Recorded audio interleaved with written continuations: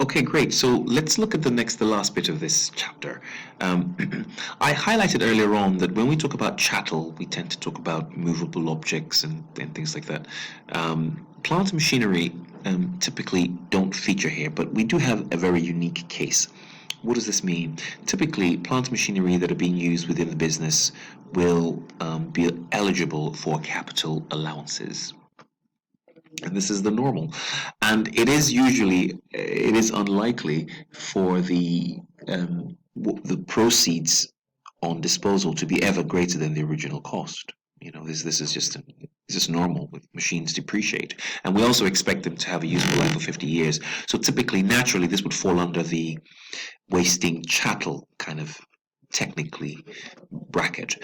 But because we're dealing with plant and machinery, and you do have scenarios where you would have bought it for more than 6,000 and you would be selling it.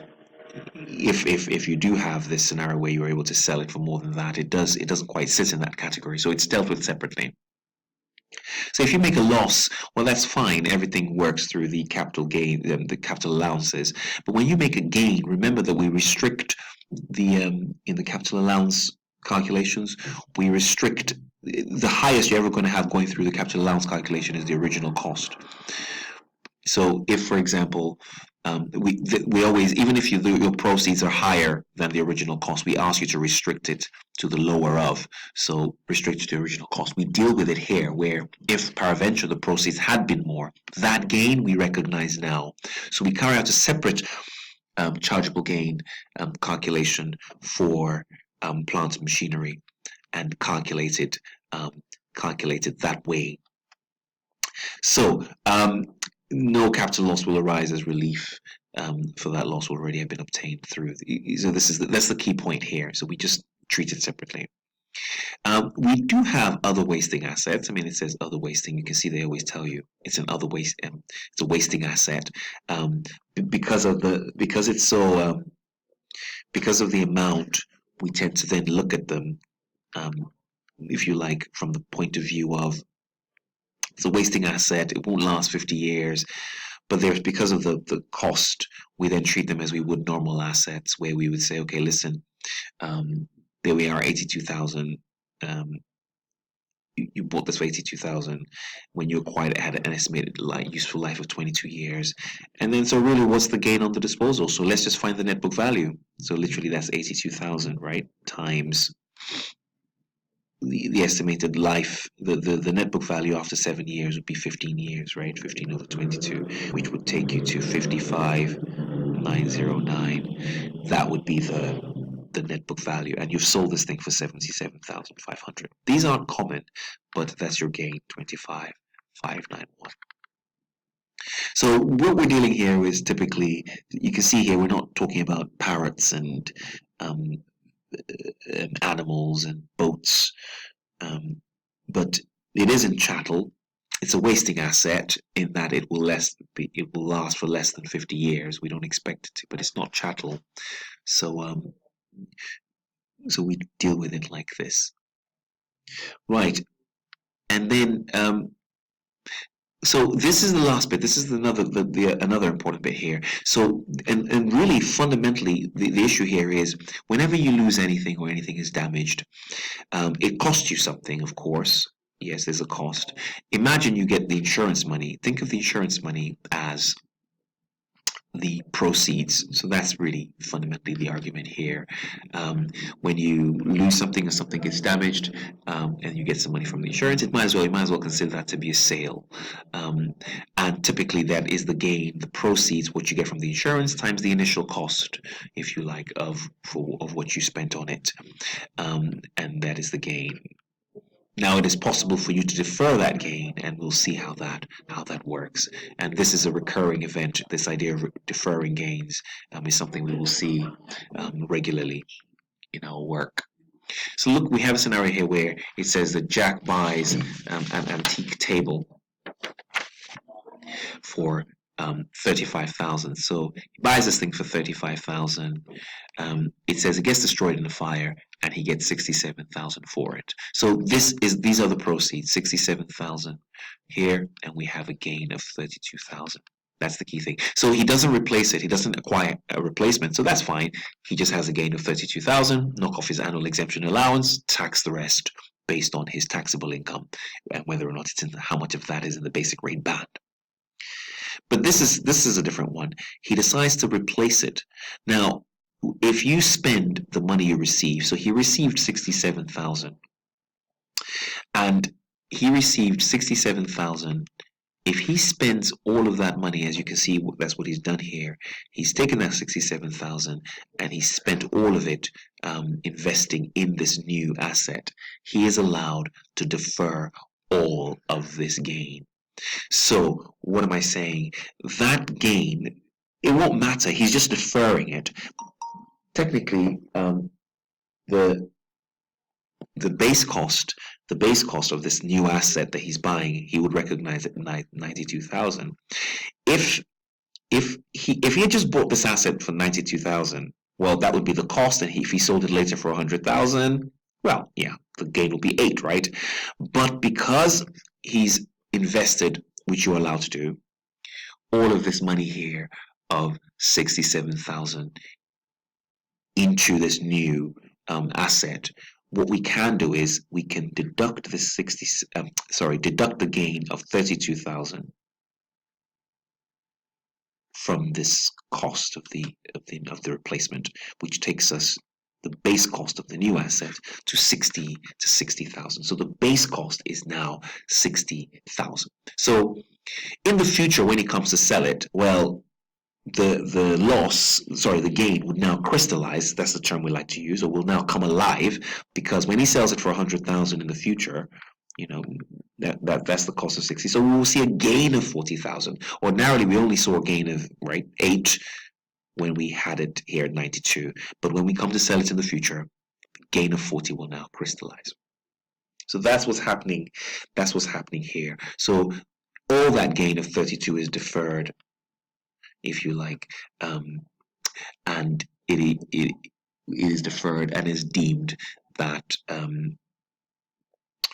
that he sold it for pretty much the proceeds. It is deemed that he received, if you like, 35 for it, and it cost him 35. But really, this doesn't really matter. The key point is dealing with that gain, deferring that gain. That's the critical point. This is what's critical. What is the new base cost? And the base cost is 60 grand.